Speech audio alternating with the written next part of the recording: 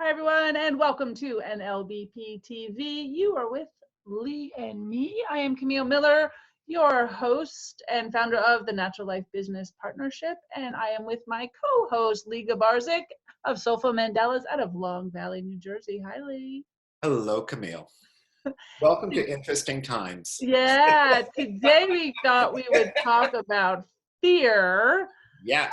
Coming into this week of mass hysteria over the coronavirus and what was going Yes. on. We were All talking, sorts of things. yeah, Market fun and disease fun and no toilet paper in the world. no toilet paper in the world. Yeah, one of the things that we really kind of like we're delving into here is that when I'm in an experience of something, I want to go from reactive, like, oh my goodness, to proactive. I want to go from fear-based to thoughtful. Okay. And the reason is that, so this is kind of interesting as it brings up, when there actually is a crisis. So let's say that there's like in examples where they've tested people where there's an actual crisis, which would be something like maybe someone's caught in a fire and they're in a car accident or something that is really, really intense in the moment. The relationship between time and space and consciousness shifts. I think we see things currently at like about 32 frames per second or 45. That is the processing mechanisms with which the brain works. But when the brain is super, super stimulated and it's trying to figure out, like, how do I run away from the bear? Or how is it that I have to kind of escape from the burning building? We go to about processing up to about 80, 90, or even more frames per second. And time then becomes, people will talk about how time slowed down in the car accident, how time kind of shifted. And the reason is that nature gives us this wonderful backup system to allow clarity to be able to discern what is the action that I need to do in this moment that then keeps me from harm's way. And I'm no longer even like, I'm not even really like reacting. I'm choosing to move in a certain way that will prohibit any potential negative outcome. And we can do that consciously in the middle of something that may be a stressor or a challenge by taking the time to breathe and relax and notice what it is that we're feeling. We kind of feel the feeling. It's like, oh, I'm really terrified. Oh my goodness, there's no toilet paper. Oh my goodness, how will I feed my children? Oh my goodness. Okay, fine. Owning that. And then say, okay, what can I do? One of the things that we talked about in the past is that when there is an event like a flood or some kind of military action, maybe there's war or whatever, people realize in those moments their abilities exceed what they thought they would be. And part of the reason I believe cosmically that a lot of personal challenges like this occur is people who are isolated and alienated, who were completely shut off, reach out and connect to other people. People who were older, who didn't think that they had any strength, that didn't have any physical strength, discover that they do have physical strength, because in the challenge and the test of this, they realize their abilities exceed what they thought. People become more open and connected to one another because they have a common theme that unites them. And they rally around that common theme in a way that allows them a sense of relaxation and a reduction in anxiety, where they're saying, oh, I'm really not alone in this. Because the isolation of an emotional experience, no matter what's happening in life, can be very triggering to anxiety and can create a lot of unnecessary stress on the physical body and on relationships, on community. So we're moving again from the isolated fear state, every man for themselves, to that we're connected to, and we can support each other collectively. So hopefully what will happen here is people will become more connected. And that will actually facilitate, oh, you have this, well, I have that. Oh, you know that person? Oh, that's great. Did you know that? And then we start looking at this thing from a collective strategy of unification. because I really think that that is a very predictable byproduct of this, because the systems themselves, whatever they know, whatever the problem happens to be, become much worse when we disconnect from one another. We need to reconnect, and that doesn't mean like, with the coronavirus and we're all breathing on one another, but we reach out and talk to one another in such a way to get intel to support one another, so that we have that sense, just like we are like now. So we have a sense of, okay, they're right with this. I agree. We're on the same page with this. We're talking about the same thing. Perfect. Yeah, I'm in the same place with it. What can you do? Great. What do you know? Great. I remember with one of the Sandy thing, our little community here in town we found a person who had a big truck with a gas tank on it. And they would go to a place where there was gasoline because there was no gasoline available. And a person who happened to have some kind of generator. They had water and they had showers, and we would go to them and we would have showers, and we became friends, and we would have meals, and we would talk about things, and we would connect. And, absolutely, it's all about perception, and it's all about how it is, flexibility and seizing opportunity, etc. But when we become thwarted by our own fear, this is why that statement from Roosevelt, the only thing to fear is fear itself. When we get into that fear-based thinking of paralysis, that's our biggest enemy. Agreed. Mm-hmm. Absolutely. It's a really, really great time to talk to people about what matters. And if the schools are closed and people aren't, then use it for games, use it for board games. Talk to the kids, have some fun, enjoy. Look at what it is that really matters at the end of the day. Yeah. And those relationships and those kinds of connectivity are really what it's about anyhow. Why are we going and doing those jobs? Why are we driving to the cities to get all of this money? Why did we spend all of this effort and energy in generating an income? Because we wanted to have a certain kind of lifestyle that would allow us a connection and good health with ourselves, within our own consciousness and with other people. And why can't we do that even when we don't have why should it be contingent on something else?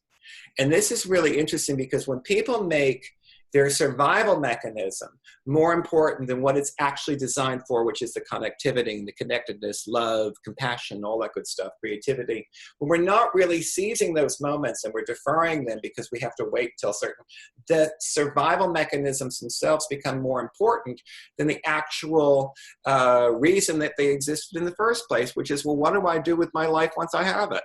What do I do with my time when it's available to me? What do I do with my energy that I have an abundance amount of because of this? And am I really utilizing it? And these kinds of reflections, I'm hoping, will come out of some of this, so that people can really start looking at and doing a value. I just spoke to someone about this yesterday. Had a terrible car accident when they were younger. Horrible, horrible, almost lost a limb, very, very bad stuff. And what did they say? Thank you.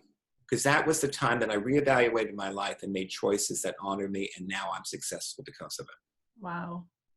Well, so again, if I get into fear states about something, one of my affirmations is, I relax and let go, knowing that tomorrow will take care of itself.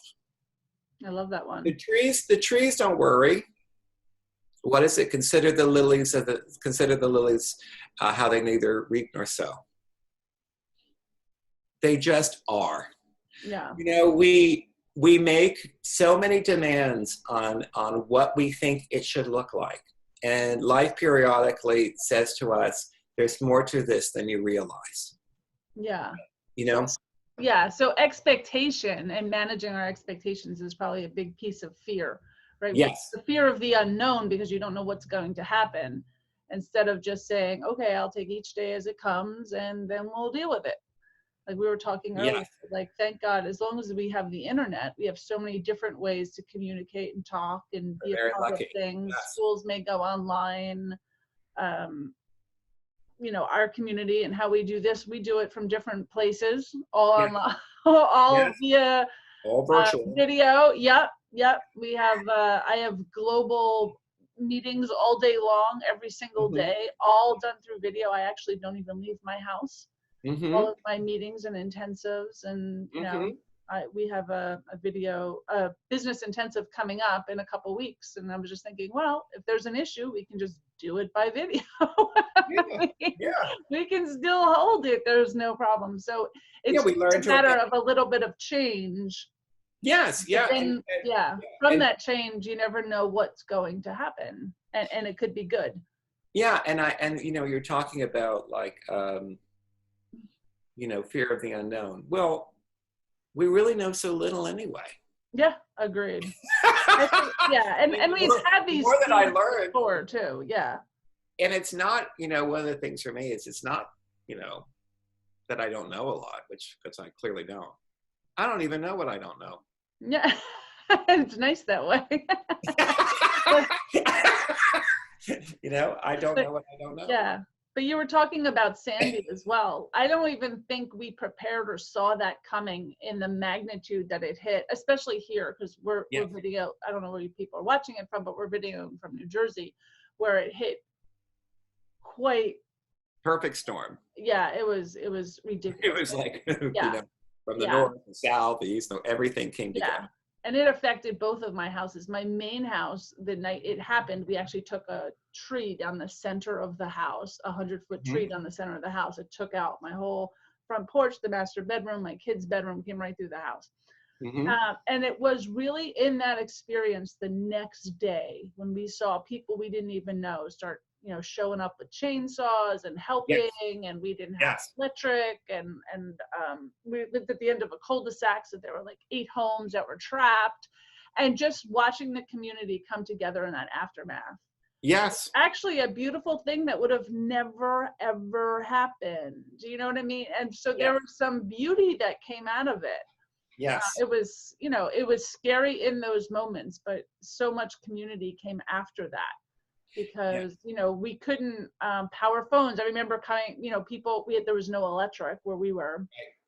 And, you know, I had a car that could charge phones on the battery, which was kind of odd so many years ago. I don't know how many years ago it was now, you know, 7, 8 years ago. So like all the neighbors were like, we heard you had a car that charges phones, you know, and it was like a big, without turning the car on, because we were out of Incredible. gas, because no one had gas either. Right. Right. So, you know, and who had generators and who had hot water and who could shower, it was the same thing. Yes. You know, where do you go? How do you do it? And especially the shore was absolutely devastating, our Yeah. shoreline, and we had a home there too. Yeah. But the way people came together, and how we grew from that moment, and even as Yes. a state, as we started to come together, and I forget what the slogan was, Jersey Shore Proud, or I forget Yes. what I forget what the slogan was, but you can still see it today, you Mm-hmm. know, and the beauty that came out of that community that was absolutely devastated. When you go, even looking at Seaside today, it's just gorgeous, but that Absolutely. had to come from something really horrible that had to make its way through. And I Yeah. remember in the aftermath just thinking, oh my God, how do we continue? How do we go on? What will New Jersey look like? Yes. And it turned out pretty well. We look pretty awesome. It looks, I've been, you know, up and down many of the communities there, and they have, you know, where there was just kind of a ramshackle place. Now there's this beautiful club, there's this Yeah. beautiful dock, there's this beautiful walkway, and then they took action to take the properties where they were too low, and then they elevate them. And places that are now really are going to be a problem in the future. They just made it they made it parks and public land. The state purchased it so that it can now be free of that. And the kind of people, you know, it's really, I remember when I was starting out in, you know, like years and years ago, when I was starting out in the business world. So the key to your success, he said, is your ability to adapt. Your ability to adapt is absolutely essential to whether or not you'll survive. Because if you're not adapting to it and you're fighting something that is, there's no way it's going to work, because life will continue to go the direction it goes. And better than that, I would suggest, is it has, because again, I don't even know what I don't know, it has an awareness of a collection of energetic purpose that is greater than my own wisdom.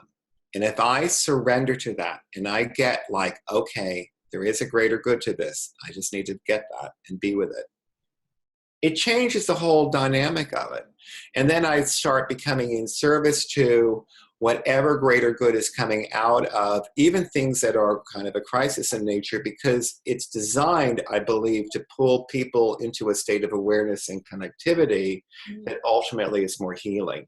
To get them out of apathy, to get them out of fear, to get them out of not trusting anything or anyone, to really recognize at the very core of the human experience is a very caring and generous population that just really wants to be good and really be there for other people. That is most of it. We make a big deal about the wounded ones that aren't like that, but the reality is, I believe that most of us are like that, and that part of us comes out and shines very brightly in moments of challenge. And I think years from now there'll be all sorts of stories and books about certain people and what they did and how they did it that will serve as an inspiration for generations to come that we don't even know about yet. Yeah, beautiful. They always say your genius shines in your outside of your zone of comfort. Yes. So when you become uncomfortable, that's when your genius starts to shine. Because Yes. you have to adapt. You have to think of other things. You're not sitting in fear, you're adapting quickly. Yes, yes. And what a great way to address the issue of an unfulfilled life. Yeah. By actually, independently of anything, by actually being able to risk. And we've talked about how, comfort is the killer, really, and how it just destroys self-esteem, and it destroys a sense of possibility. But to really kind of like embrace that adaptation and embrace that out of the comfort zone, and then see where we'll go. Because again, I don't know what I don't know. I mean, I'll do something even connected to what I'm doing now. I never foresaw this happening. I never thought, but if it hadn't been for a series of events that were at times very, very upsetting and challenging, I wouldn't be talking to you now. So I'm very grateful for it. Beautiful. That's a good note to end on. Perfect. Right. If you are listening to this in replay, and we know you are, please let us know in the comments what you'd like to hear about next, how much you've loved this episode, and if you really love the episode, please share it with your friends and subscribe so you can always get our newest release. Thank you, everyone, for joining us today. Bye, Lee. Bye, Camille.